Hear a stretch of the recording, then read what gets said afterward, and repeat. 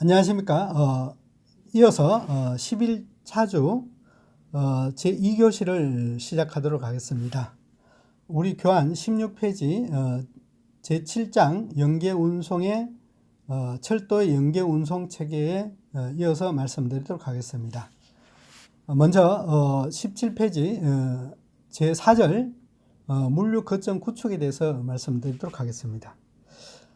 1교시에서도 계속적으로 말씀드렸듯이 철도 운송을 활성화시키기 위한 방안으로서는 이 내륙이든 아니면 화물 발생지든 물류 거점을 구축을 해가지고 어떻게 연결을 시켜서 일관 운송을 시킬 것인가, 이게 가장 큰 관건이다 그랬습니다. 그래서 복합 일관 연계 운송 시스템의 필요성에 대해서 한번 더 살펴보도록 하겠습니다. 우리나라의 은하로는 급속한 경제 성장에 따라서 수요가 급증했지 않습니까? 그죠? 그 반면에 이제 도로는 상당히 많이 격자형으로 해서 잘 바둑판 모양의 격자형으로 해서 잘 꾸며졌습니다. 구축되었고, 그 반면에 이제 항만도 편중화되어 있죠, 그죠? 그래서 수출입 화물 같은 경우에는 대체적으로 부산항이라든지 신항이 되겠죠, 그죠? 부산항이라든지 인천항, 이제 최근에 뜨는 부분이 이제 이 평택항 이 정도 되어 있고, 철도는 사실상 일제 시대 때 근간으로 한 그 이후에 이제 80년대 이제 지선 이런 부분들이 좀 되어 있지만 되어 있고, 그 다음에 최근에서는 이제 여객 중심으로 KTX 중심으로 되어 있고, 화물 운송은 옛날에 구축한 그런 철도를 사용하고 있지 않습니까? 그래서 이런 어떤 철도 부분에 특히 시설 설비 이런 부분들이 선로가 굉장히 부족한 그런 부분이다. 그렇게 보아질 수 있겠습니다. 그래서 도로라든지 철도, 항만 이런 부분들 상호 연계를 통해서 화물 발생지로부터 도착지까지 운송 비용이라든지 시간을 절감할 수 있는 일괄 운송 체계가 구축이 필요하다. 그렇게 보아질 수 있겠습니다. 그런데 철도 같은 경우는 이제 전철을 중심으로 한 전국적인 네트워크를 갖고 있다고 얘기를 하고 있죠, 그죠? 그런 유리한 요건을 갖고 있음에도 불구하고 이제 제일 큰 문제는 철도의 거점들, 철도역 주변의 거점들이 사실상 구축을 할 수 있는데도 불구하고 사실상 안 되고 있는 그런 부분이다. 그래서 제일 안타까운 거는 이제 서울 수도권 쪽에서 이제 서울의 용산역이라고 볼 수 있겠는데, 용산역 주변의 그 역도에 얼마나 그 부지가 좋아요, 그죠? 그걸 중심으로 해서 이 도심지 내에 수배송을 할 수 있는 그런 어떤 철도 역사를 해서 주변에 해서 거점을 개발했으면 철도의 우리나라의 철도 운송의 판도가 바꿔지지 않았을까, 저는 그렇게 생각합니다. 좀 안타까운 사실이죠, 그죠? 그런 어떤 구축들이 하지 못한 게 철도 운송의 큰 단점이다, 그렇게 보시면 되겠습니다. 그래서 철도는 국가 경제적 측면, 수송 효율성 문제, 그 다음에 에너지 환경 문제 측면에서는 상당히 이 비중이 높지만, 문제는 뭐냐니까 도어투도어 시스템이 안 되어 있기 때문에 거점 개발이 안 되어 있어서 도어투도어 시스템이 연계 운송이 안 되어 있기 때문에 활성화되지 못한 게 참 아쉽다, 그렇게 보시면 되겠습니다. 그래서 우리나라의 전국적인 철도 역사 주변에는 유의부지라든지 이런 것들이 좀 있긴 있는데 그런 것들을 개발해서 철도하고 트럭하고 연계해서 해준다고 그러면 상당히 철도 운송에 활성화되지 않을까, 그런 차원입니다. 그래서 18페이지요. 그래서 일관 운송 시스템의 구축에 따른 기대 효과는 앞서도 말씀드렸듯이 단위화 또는 표준화를 만들어서 하역 효율을 높인다 그러면 하역 시간의 단축이라든지 하역 작업의 연속성, 그 다음에 인력 비용의 절감, 하역비 절감 이런 부분들을 달성할 수도 있고요. 무엇보다도 일관 운송 체계를 한다 그러면 집파 또는 간선 운송 또는 도착지의 하역에서 하주까지 운송하는 시간들, 이런 것들이 수송 시간이나 작업 단계들, 이런 것들을 단축해서 물류의 효율성을 높일 수 있다. 또 무엇보다도 이제 그게 취급하기 위해서 이제 단위 화물 취급을 단위화하자고 그랬지 않습니까? 컨테이너라든지 팔레트를 이용할 수 있도록 한다 그러면, 단위화한다 그러면 포장비라든지 화물 파손이라든지 그 다음에 하역 시간 단축 이런 부분들이 높기 때문에 그만큼 뭡니까? 효율성이 높아질 수 있다. 그렇게 말씀드릴 수 있겠습니다. 그래서 19페이지 그렇다고 그러면 이런 어떤 기지를 선정하기에 기본적인 방안을 본다 그러면 무엇보다도 이제 물류 거점의 배치 계획도 산업 환경에 따라서 충분히 바뀌어야 된다. 즉 거점의 상호간에 거점과의 상호간 또는 기존의 물류 거점 시설 간의 유기적인 체계를 바꿔야 된다. 그렇게 보시면 됩니다. 특히 우리 복합 화물 터미널이라든지 아니면 대규모로 설치되어 어떤 물류센터들 많지 않습니까? 요즘 물류센터들도 단지로 조성되어 있기 때문에 수도권 같은 경우에는 이 10만 평, 20만 평 이렇게 합니다. 그래서 사설 물류센터들도 굉장히 크게 하기 때문에 그런 어떤 기존 시설하고 연계할 수 있는 이런 부분들이 계속적으로 강구돼야 되는데 그런 부분들이 좀 등한시되고 있더라. 그 부분 중에 이제 하나가 이제 철도의 여객이 아니라 화차에 이용할 수 있도록 열차 편성표. 그 다음에 선로의 이 주간이 아까 말씀드렸듯이 주말이라든지 아니면 주간에도 화차를 사용할 수 있도록 이런 어떤 배려. 그 다음에 이제 환적할 수 있는 거점들, 창고, 뭐 이런 시설 설비, 이런 부분이 필요하고요. 그 다음에 이제 지역 간의 운영 시간이라든지 소음, 이런 부분에 대해서는 좀 계획을 수립해서 철도 운송이 활성화될 수 있도록 할 필요가 있다. 그래 구체적으로 본다 그러면 이제 지역 내 운송 수단이 물류 거점으로서 역할을 할 수 있도록 위치가 이런 어떤 선점이 돼야 될 것 같고요. 그 다음에 이제 수송 가능한 곳에 위치 또는 간선 수송 시 폭행 운송, 즉 다시 말하면 왕복 운송이라 되어 있죠. 확보가 할 수 있도록 팔레트 시스템이라든지 컨테이너 시스템 이런 것들이 네트워크가 잘 돼야 된다.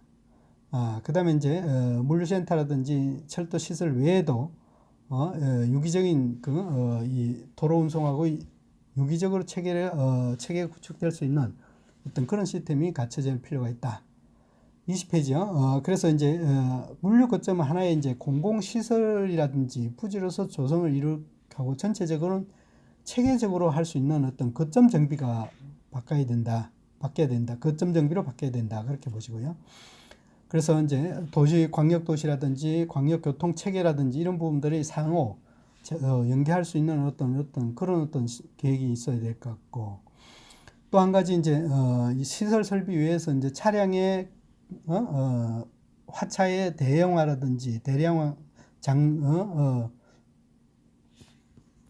장대 열차라든지 뭐 화물 차량의 대기 시간이라든지 이런 것들도 이제 충분히 공간도 확보해야 될 필요가 있고, 그 다음에 이제 그렇게 하기 위해서는 이제 몇 가지 입지 조건들이 필요한데요. 무엇보다도 이제 기존 철도하고 연계성이 뛰어나야 될 것 같고요. 그래서 지선하고 간선하고 연계선이라고 그랬죠, 그죠? 그래서 이제 고속도로 이 하고의 항만가고의 접근성 이런 것들도 한번 좀 생각할 필요가 있고, 공업단지하고 공업단지 또는 대량 소비지와의 연계를 어떻게 용이할 것인가 이런 부분도 할 필요가 있고, 그 다음에 이제 철로선을 노선을 깔 때에 대한 어떤 지형이라든지 이런 부분도 확보할 필요가 있고 검토할 필요가 있고, 그 다음에 이제 종점, 기발점하고 종점하고 시발점하고 종점하고의 트럭하고 연계 운송을 어떻게 환적할 수 있을 것인가 이런 부분요. 그 다음 앞으로의 주변 지역이 개발됨으로써 이 확장 가능성 이런 부분도 부지 여유도 봐야 될 것 같고요. 그 다음에 이제 문제는 이제 주거 지역이라든지 환경성 문제예요. 이런 것들요. 특히 이런 어떤 SOC라든지 이런 거 대규모 시설 들어오면 그 주변에 민원이라든지 이런 부분들이 많거든요. 특히 매연뿐만 아니라 먼지 발생, 비산먼지 이런 것들 때문에 소음, 비산먼지 이런 때 많고, 그 다음에 또 야간에 또 뭐예요? 라이트를 켜놓고 하역 작업을 하다 보니까 야간에 심야 문제, 소음 때문에 상당히 민원들이 많이 들어오고 있습니다. 이런 부분까지도 감안해서 설치할 필요가 있다. 그렇게 보시면 되겠습니다. 자, 그렇게 하기 위해서는 이제 상하역의 어떤 기본적인 체계를 본다 그러면 이제 자동화 또는 기계화가 도입돼야 되는데, 가장 문제는 뭐예요? 화물을 대량으로 취급할 수 있느냐 없느냐, 대량으로 취급할 수 있는 품목이 있느냐, 또는 벌크라든지 아니면 인력 작업이 용이할 수 없는 어떤 기계화 작업할 수 있는 그런 품목이 있느냐, 그런 것들을 이제 따져야 되겠죠. 그죠? 그래서 살화물이냐, 대량으로 취급하는 살화물, 벌크화물이라고 있죠. 그죠? 그 다음에 개별 화물이냐, 그런 것들요. 그렇게 한다 그러면 작업 횟수를 줄이거나 파손, 분실들을 최소함으로써 물류비를 절감할 수 있고, 자동화를 한다고 그러면요. 그 다음에 화물의 손상, 분실이 없을 뿐만 아니라 대량으로 하고 자동화를 한다고 그러면 그만큼 기계화를 한다 그러면 능률이라든지 효율성이 촉진될 수 있고, 그렇게 하기 위해서 이제 적합한 거는 대부분의 중량 화물이라든지 살 화물, 액상, 분립체 이런 부분이 굉장히 유리합니다. 그래서 상하역이라든지 이런 부분들을 효율적으로 할 수 있다. 그 다음에 철도에 수행하고 있는 상하역 기계라든지 이런 부분들도 사실상 이 품목에 맞도록 이런 어떤 해야 되는 것 같고, 그래서 이제 주요 상하역 기계로는 지금 하고 있는 부분은 포클리프트라든지 컨베이어라든지 크레인이라든지 아니면 리치 포크 뭐 이런 것들이 되겠죠. 그죠? 그런 것들이 되겠고, 또 한 가지는 뭐 트레이너 뭐 이런 것들이 되겠죠. 그죠? 그런 어떤 상하역 기기 이런 부분들이 충분히 감안돼야 된다. 그렇게 보시면 되겠습니다. 그래서 그런 것들을 감안한다 그러면 이제 수송 화물 중에서 적합한 품목이 가장 유리한 거는 뭐냐면 방금 앞서 말씀드렸듯이 벌크성 화물들요. 그 다음에 컨테이너, 단위로 취급할 수 있는 컨테이너 화물들, 유류, 비료, 종이, 중량이라든지 양이 취급량이 많은 철제 문제 이런 것들이 굉장히 유리합니다. 그래서 양해라든지 컨테이너는 이제 트럭킹하고 이제 경쟁이 되지만, 양외 벌크는 PCT 트레일러 트럭하고요. 그 다음에 이제 이 땡크로리 트럭하고 화차하고 이제 경쟁이 되는 것 같고, 그래서 대규모로 들어가는 양해 공장 같은 경우는 지금은 뭐예요? 철도 운송으로 많이 나르고 있습니다. 근데 종이 같은 경우는 이제 거점간을 움직이는데요. 이 장항의 한솔 관련된 재질들 있잖아요. 그죠? 재질이라든지 이런 것들이 장항에 싣고 와서 어디로 성북역이나 뭐 이쪽으로 보내지 않습니까? 그죠? 그건 철도로 많이 보입니다. 그래서 대량 운송, 이런 부분들 종이로 많이 운송되고 있는 그런 부분이라고 보시면 되겠습니다. 벌크 양에는 벌크 차량하고 이용 시 파이프라인을 통해서 상하역을 함으로써 그만큼 효율성이 높아지고 있고, 포대 양에는 옛날에는 포대 단위를 했지만 요즘 팔레트 단위를 팔레타이저를 해서 팔레트 단위를 하기 때문에 포크리프트를 많이 쓰는 그런 부분입니다. 그래서 이거를 화차에 포크리프트를 통해서 팔레트 단위로 취급하는 그런 것도 있고요. 비료도 지금은 팔레트 단위로 100% 다 하고 있습니다. 그래서 포크리프트를 통해서, 지게차를 통해서 화차에 상하차를 하고 있는 그런 부분이고, 석회 같은 경우는 이제 벌크 때문에 페이로더를 통해서 많이 운반하는 그런 부분이라고 보시면 되겠습니다. 철제는 이제 크레인을 이용해서 상하역하고, 컨테이너는 이제 표준 규격으로 있기 때문에 뭐 크레인이라든지 리치 스태크 크레인으로 하고 있는데, 이런 부분들은 트럭킹하고 많이 경쟁이 되기 때문에 상당히 컨테이너 물동량들은 트럭킹으로 많이 뺏기는 그런 경향이 있습니다. 자, 다음에 이제 23페이지 되겠습니다. 철도 터미널의 취급 장비를 대해서 한번 보도록 하겠습니다.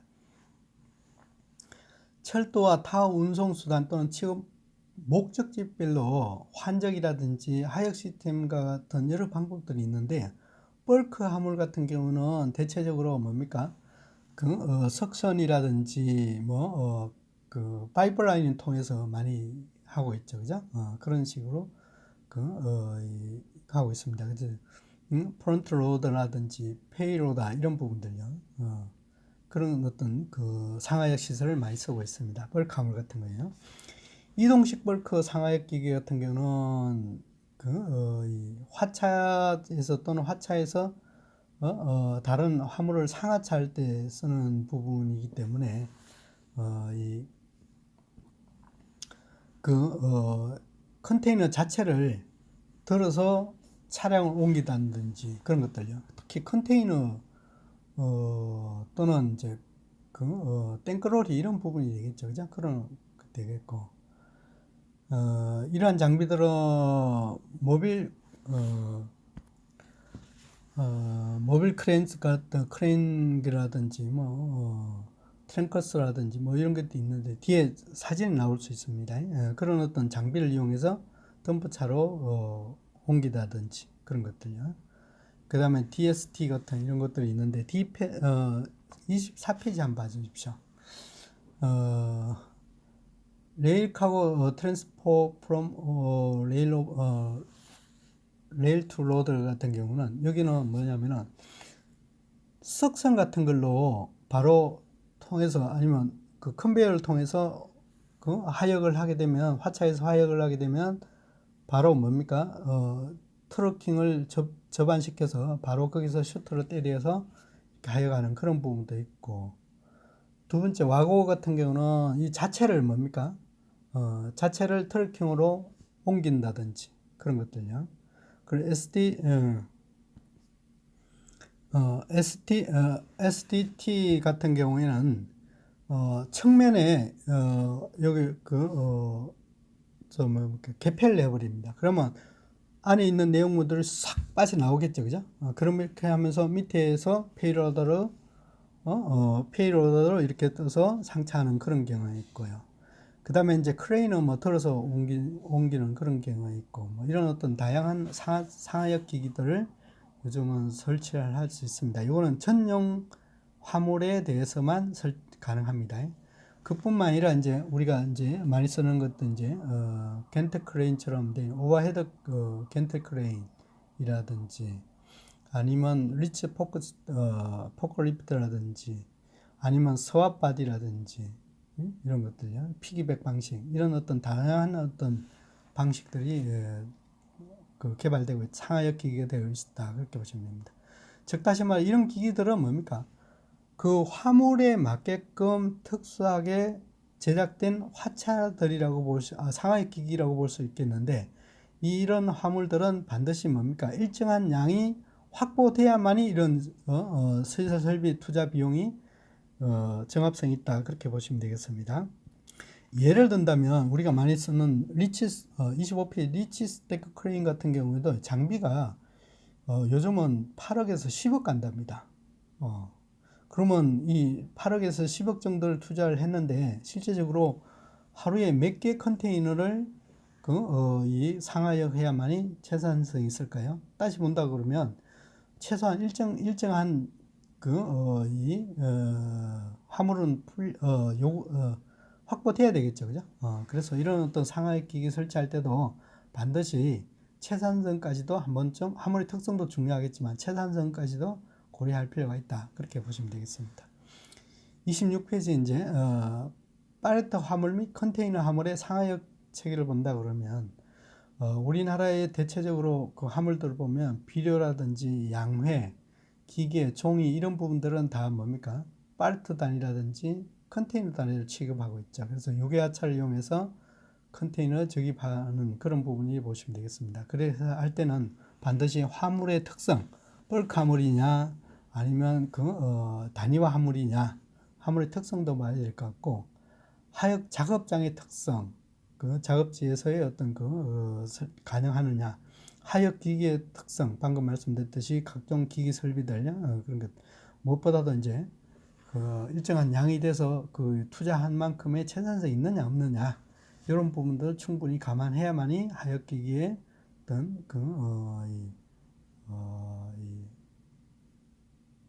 사업성을 따질 수 있다 그렇게 보시면 되겠습니다. 자, 그 다음에 이제 27페이지 제8장 철도 운송의 정책에 대해서 이제 한번 살펴보도록 하겠습니다. 우리나라의 국가의 정책이 어떠냐라고 한번 볼게요. 먼저 철도의 종류 및 건설 주체를 한번 보도록 하겠습니다.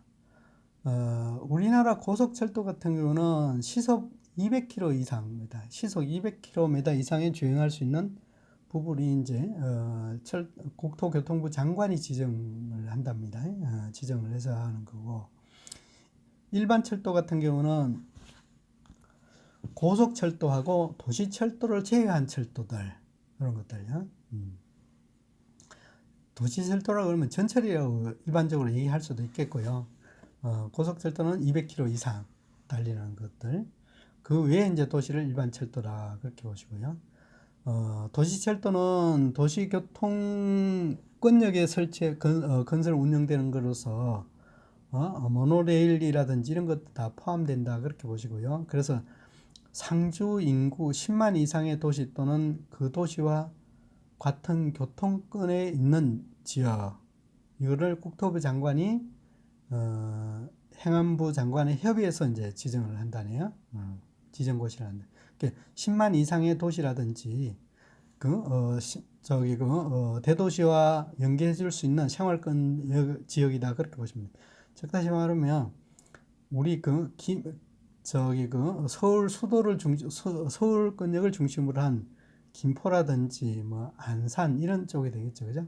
그런 어떤 교통 생활권이 된 지역이 도시철도다 그렇게 보시면 됩니다. 그래서 국토교통부 장관이 도시 교통 개선을 위해서 필요하다고 인정할 때 행안부 장관하고 협의해서 지정을 하는 부분이 바로 도시철도다 그렇게 보시면 되겠습니다.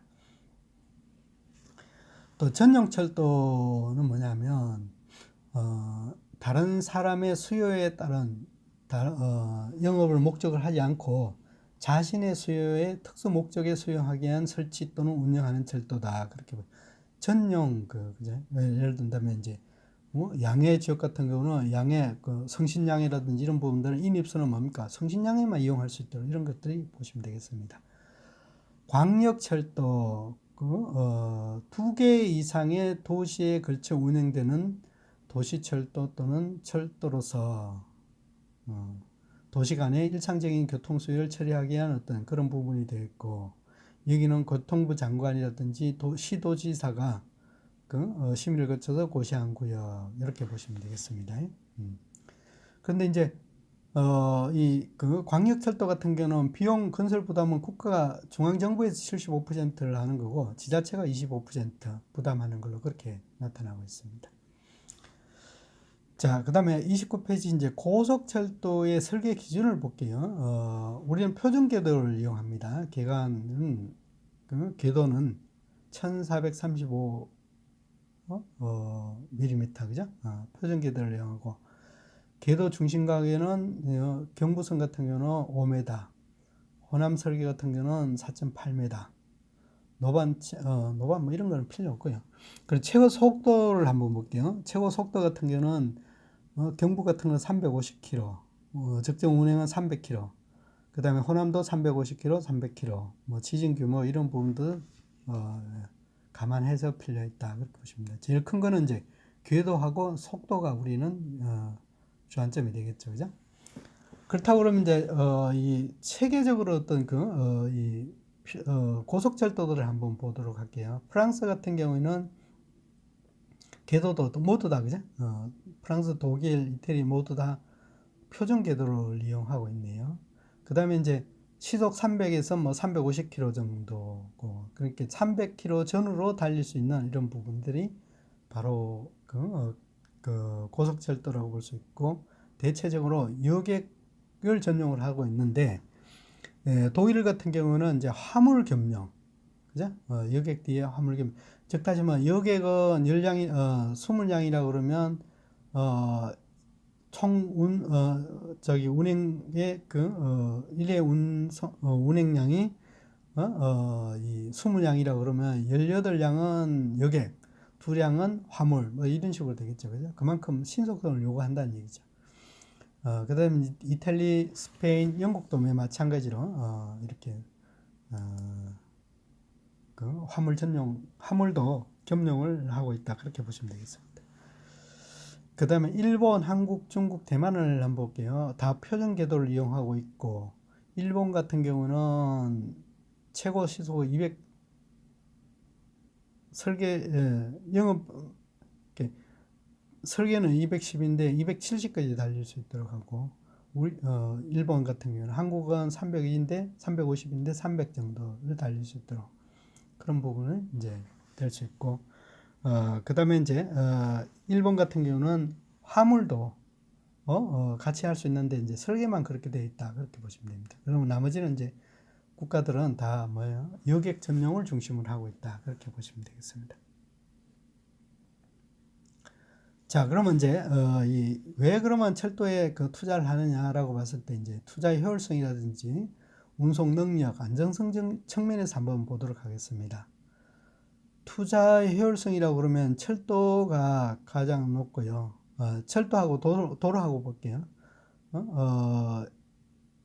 저기 처리 규모 같으면 철도는 1380이라고 그러면 도로는 1186에서 194갭이 이루어지네. 그만큼 뭡니까?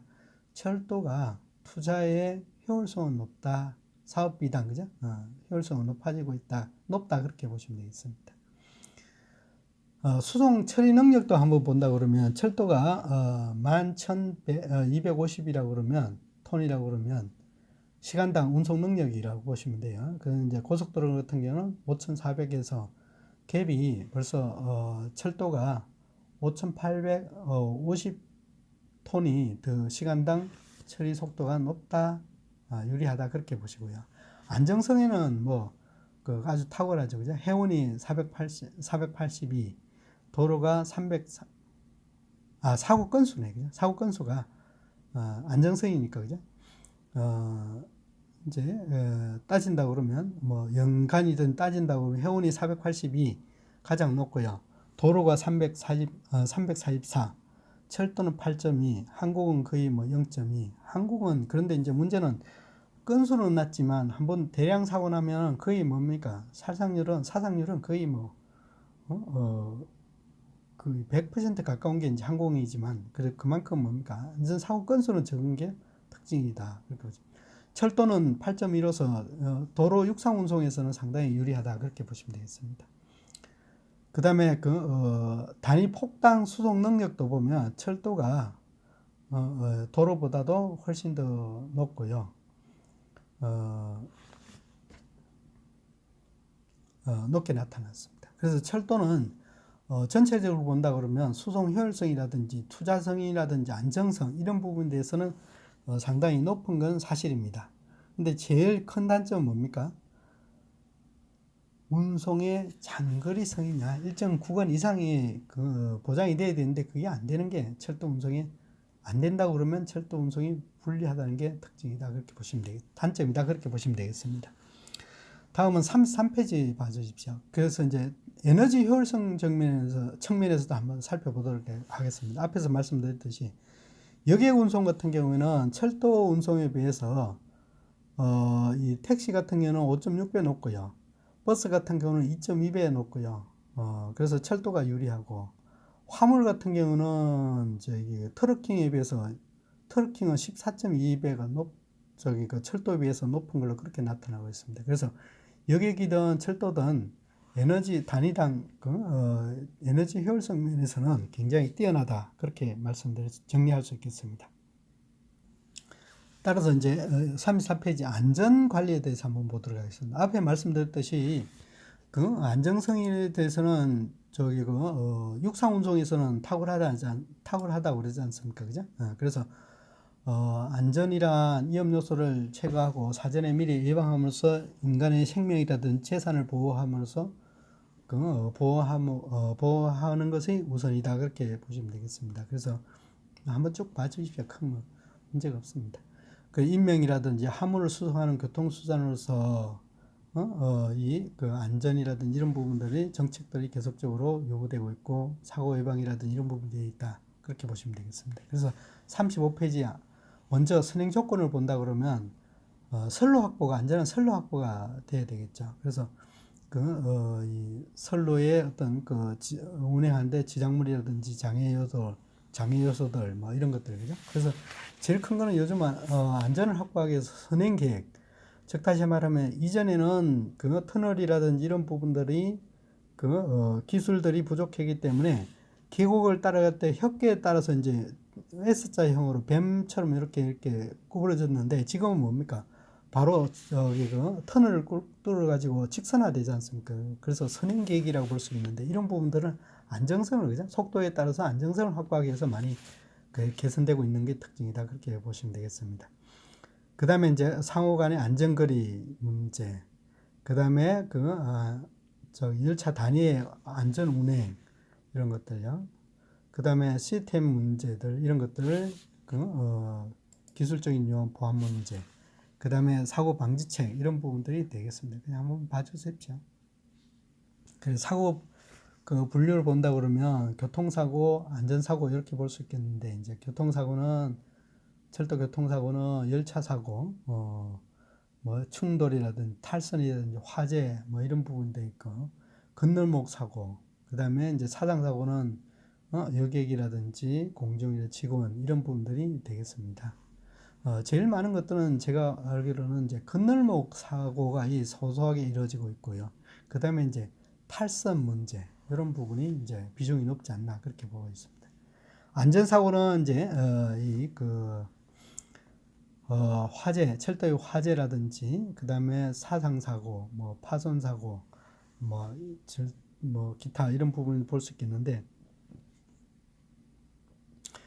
요즘은 이제 안전사고 이런 부분에 대해서 계속적으로 강구하고 있는 그런 부분이다 보시면 되겠습니다. 뒷페이지 나와 있네요.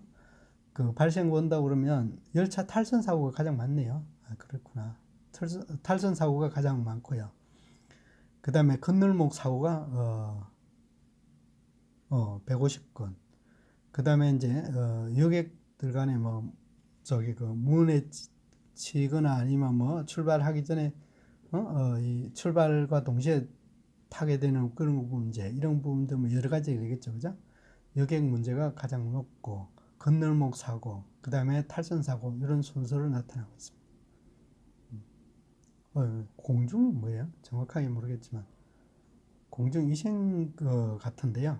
그런 부분이 있는데, 좌우전, 여객, 건널목, 탈선 사고, 이런 부분들이 눈에 띄네요.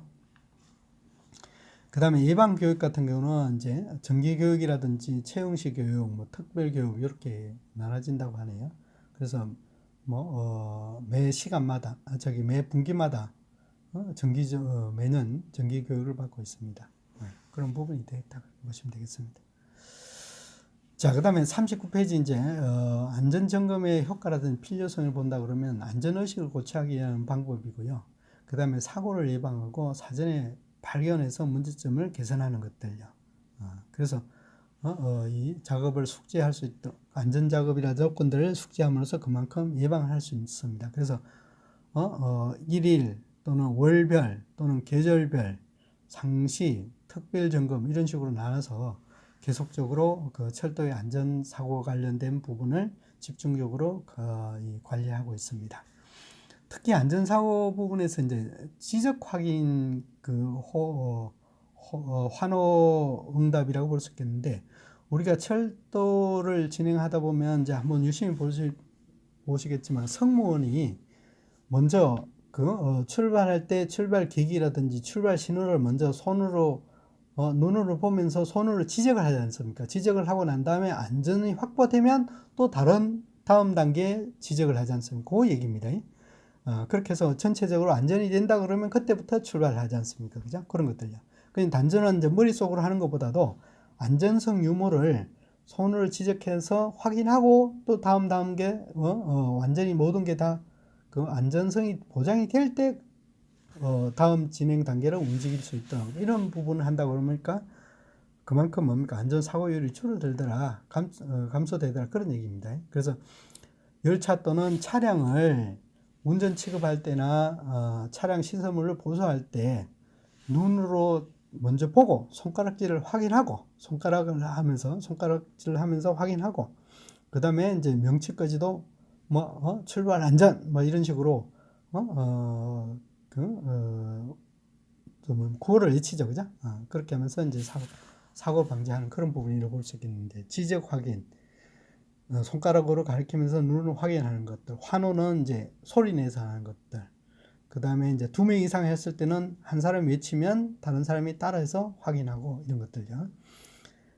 그런 것들이 이제 계속적으로 옵니다. 그래서 철도에 한 번씩 보수공사 할 때는 이 안전 유무 좌우로 확인하면서 가리키면서 오른쪽 확인, 왼쪽 확인 뭐 이런 식으로 하지 않습니까? 그런 얘기를 보시면 되겠습니다.